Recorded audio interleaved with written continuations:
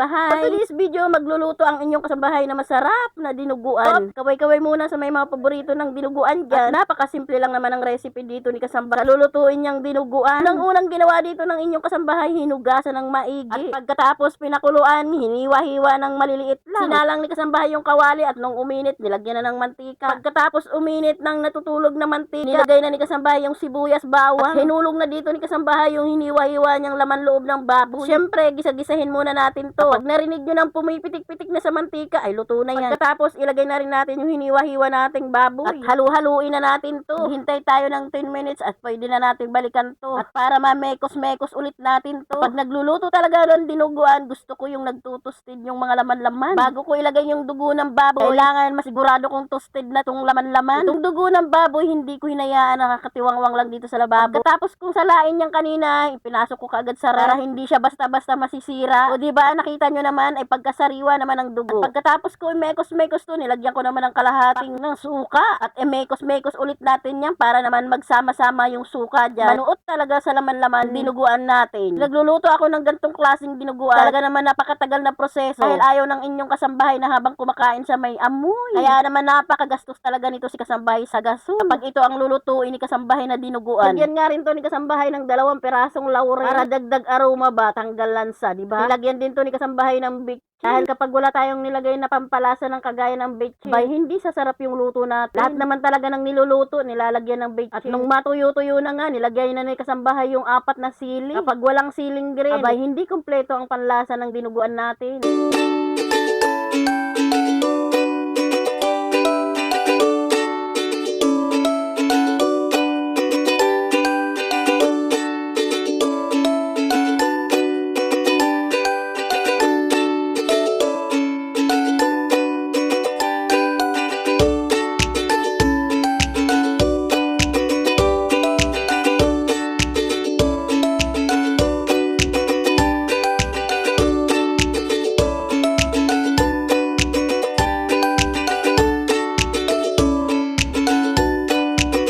At syempre, pagkatapos maluto, ano pa bang gagawin natin kundi kumain? Abay tayo na para magtanghalian. Dahil wala pa yung mga prinsesa at prinsipe, ang inyong kasambahay muna yung mauuna kumain. At tara nga, samahan nyo kumain ang inyong kasambahay.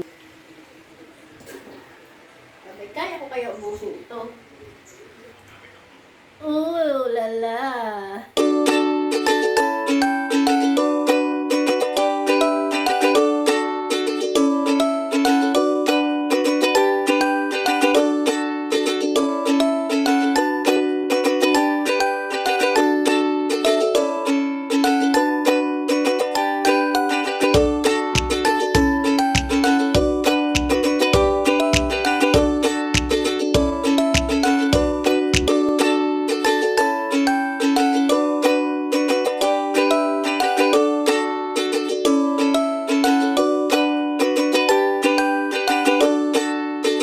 At hanggang dito na lang tong bidyong to. Paki-comment kung tiga saan ka para malaman ko kung saan nakarating tong bidyong to. Thank you for watching.